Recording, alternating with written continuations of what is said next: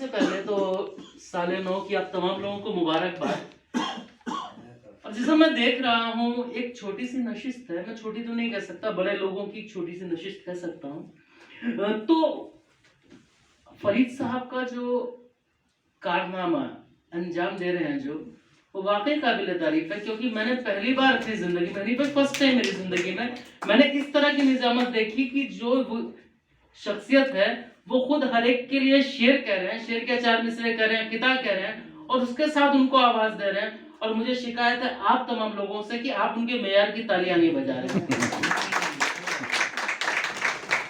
और मुझे लगता है कि कभी निजामत पे, मंच संचालन पे अगर पीएचडी हुई तो डॉक्टर साहब का नाम सरे फहरिस्त है। मेरे बुजुर्ग हैं, मोहतरम बुजुर्ग, आप जमील साहब, अफरीदी साहब, प्रचंड जी, हनीफ भाई, आप तमाम मुझसे बड़े लोग, आप लोगों से इजाजत लेके एक किताब पढ़ता हूँ नए साल के लिए। कि जो जख्म भर चुका है वो फिर से हरा न हो, जो जख्म भर चुका है वो फिर से हरा न हो, हर सू खुशी फजा में हो, गम की घटा न हो, हर सू खुशी फजा में हो, गम की घटा न हो।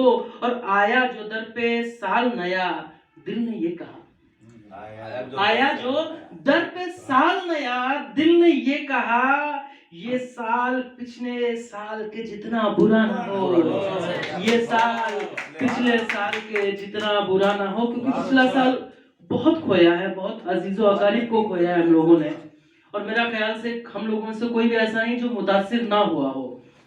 अब मैं आगाज करता हूँ अपनी बात का 4 मिसरों से। कि शाह खर्ची से सखावत से चला करता है, मैं मेरा ख्याल बिना माइक के भी ठीक हूँ, रेडियो का है, कि शाह खर्ची से सखावत से चला करता है, ये कलम इश्क की बरकत से चला करता है।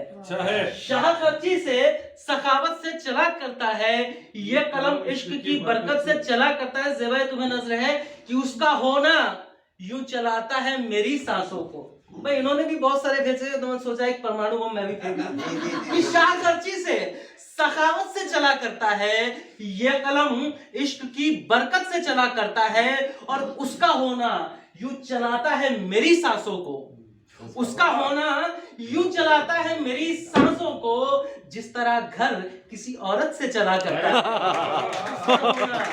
चलाता है मेरी सांसों को, जिस तरह घर किसी औरत से चला करता है। शुक्रिया। उसका होना यूं चलाता है मेरी सांसों को, जिस तरह घर किसी औरत से चला करता है। और यहाँ पे मेरा ख्याल है सभी जबान के अदीब हैं कि न हम उर्दू में रहते हैं, न हम हिंदी में रहते हैं, न हम उर्दू में रहते हैं, न हम हिंदी में रहते हैं, गजल की मखमली बाहों की हदबंदी में रहते हैं। वाह वाह वाह उर्दू में रहते हैं, न हिंदी में रहते हैं, गजल की मखमली बाहों की हदबंदी में रहते हैं। यहाँ खातिन है काफी, समझेंगे शेर को, कि न हम उर्दू रहते हैं, न हम हिंदी में रहते हैं, गजल की मखमली बाहों की हदबंदी में रहते हैं। और उतर के माथे से जो आईने पर मुस्कुराती है, उतर कर माथे से जो आईने में पे मुस्कुराती है, बड़ी मुद्दत से हम उस कत्थई बिंदी में रहते हैं। वाह वाह वाह वाह, कत्थई बिंदी में रहते हैं। उतर कर माथे से जो आईने पे मुस्कुराती है, बड़ी मुद्दत से हम उस कत्थई बिंदी में रहते हैं।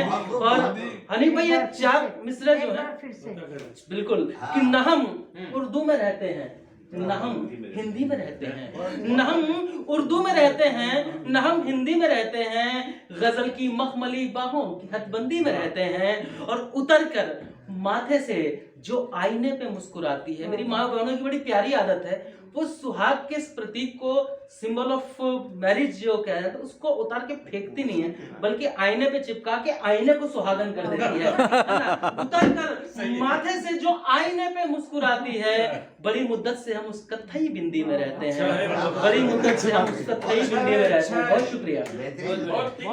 और 4 मिसरे और देख लें।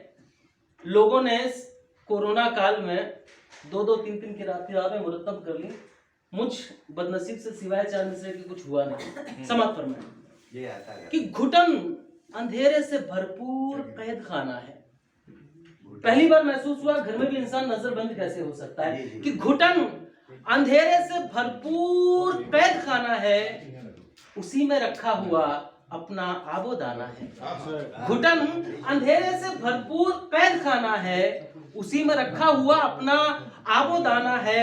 और कफस, कफस के माने पिंजरे के हैं। कफस की लत हमें लग जाएगी, फिर उसके बाद कफस की लत हमें लग जाएगी, फिर उसके बाद यहाँ से आगे के चिड़ियाघरों में जाना है। कफस की लत हमें लग जाएगी, फिर उसके बाद यहाँ से आगे के चिड़ियाघरों में जाना। और मोहतरम 4 मिसरे और देख लें, आखिरी शायद गजल की अक्कासी कर है।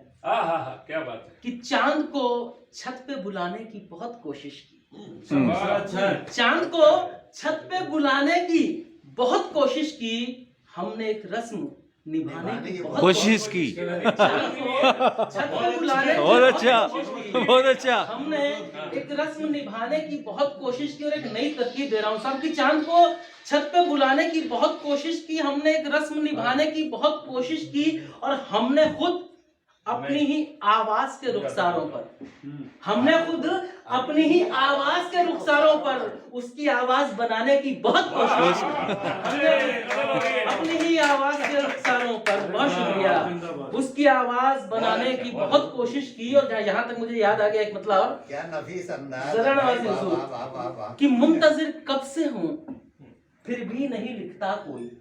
मुंतजिर मैं एक बदनाम भी हूँ पोस्ट मॉडर्न, जिसको मवाद जदीदियत कहते हैं, उसकी तर्जुमानी करने के लिए।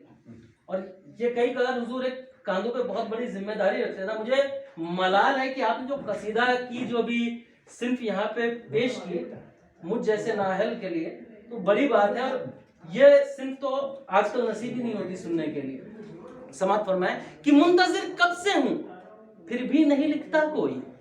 मुंतजिर कब से हूँ फिर भी नहीं लिखता कोई, अब मुझे हरफे तसल्ली नहीं लिखता कोई। मुंतजिर कब से हूँ फिर भी नहीं लिखता कोई, अब मुझे हरफे तसल्ली नहीं लिखता कोई। खत का बहुवचन होता है खुतूत। कि मुंतजिर कब से हूँ फिर भी नहीं लिखता कोई, अब मुझे हरफे तसल्ली नहीं लिखता कोई। जिस्म पर लब से लिखे जाते हैं चाहत के खुतूत, जिस्म पर लब से लिखे जाते हैं चाहत के खुतूत।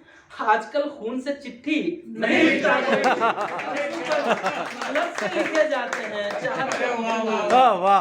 आजकल खून से चिट्ठी नहीं लिखता कोई, और हिज्र के बाद कलम तोड़ दिए जाते हैं। वाह। हिज्र के बाद कलम तोड़ दिए जाते हैं। हिज्र के बाद की सिसकी नहीं लिखता कोई, हिज्र के बाद कलम तोड़ दिए जाते हैं। हिज्र के बाद की सिसकी नहीं लिखता कोई, हिज्र के बाद कलम हिज्र के बाद कलम तोड़ दिए जाते हैं। हिज्र के बाद की सिसकी नहीं लिखता कोई। और एक मतलब चंद अशआर देख लीजिए कि सोचते उसको रहे,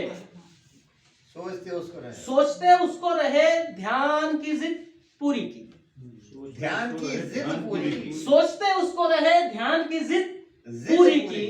हमने यूं ज़हने परेशान की जिद पूरी की। भाई बाबा सोचते उसको रहे, ध्यान की जिद पूरी की। हमने यूं ज़हने परेशान की जिद पूरी की। और आज फिर कॉल लगाया नए नंबर से उसे, आज फिर कॉल, ये मेरे दौर की शायरी है।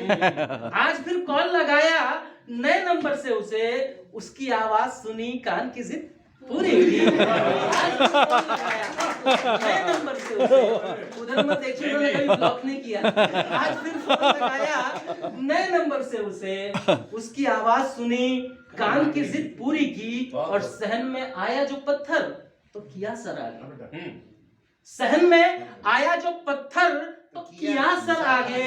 घर में आए हुए मेहमान की जिद पूरी की। सहन में आया जो पत्थर तो किया सर आगे, घर में आए हुए मेहमान की जिद पूरी की। वाह वाह वाह, क्या बात कही है। एक लफ्ज़ है जिंदान यानी कैद खाना, जेल, कि दिल में पाले नहीं आजाद हवा के अरमा, दिल में पाले नहीं आजाद हवा के अरमा।